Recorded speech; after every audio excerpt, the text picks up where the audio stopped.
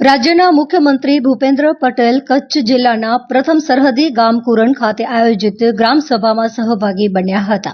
મુખ્યમંત્રીએ કુરણ ગામના સરપંચ સહિત સામાજિક આગેવાનો તેમજ ગ્રામજનો સાથે સંવાદ કર્યો હતો અને સરહદી વિસ્તારમાં આવેલા પરિવર્તન અંગે જાણકારી મેળવી હતી. ગ્રામજનોએ વિશ્વના સૌથી મોટા રિન્યુએબલ એનર્જી પાર્કના નિર્માણથી ઊભી થયેલી રોજગારી વિપુલ તકોનું શ્રેય વડાપ્રધાન નરેન્દ્ર મોદીના વિઝનને આપ્યો હતો. મુખ્યમંત્રીએ ગ્રામજનો સાથે મુક્ત મને સંવાદ કરીને ગ્રામ્ય જીવનને આદર્શ ગણાવ્યું હતું. આ ઉપરાંત તેઓએ ગામમાં સામાજિક એકતા અને ભાઈચારાની ભાવનાને બિરદાવી હતી. એક વિઝનથી અનેક લોકોના જીવનમાં કેવી રીતે પરિવર્તન આવે તે કચ્છમાં રણોત્સવ અને રિન્યુએબલ એનર્જી પાર્ક થકી શક્ય બન્યું છે તેમ જણાવ્યું હતું અને કચ્છના વિકાસને મુખ્યમંત્રીએ વડાપ્રધાનને આભારી ગણાવ્યો હતો. એક સમયે કોઈ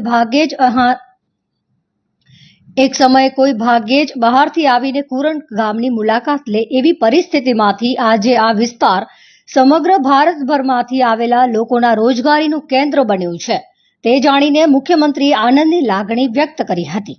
ગામ લોકોએ મુખ્યમંત્રીને જણાવ્યું હતું કે આજે ઉદ્યોગો અને પ્રવાસનના લીધે આ વિસ્તારમાંથી સ્થળાંતર અટક્યું છે.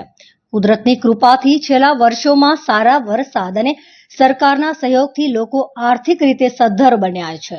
નર્મદાના પાણીથી કચ્છમાં થયેલા ખેતીના વિકાસ અંગે ગ્રામ લોકોએ જણાવીને મુખ્યમંત્રી શ્રી સમક્ષ આભારની લાગણી વ્યક્ત કરી હતી.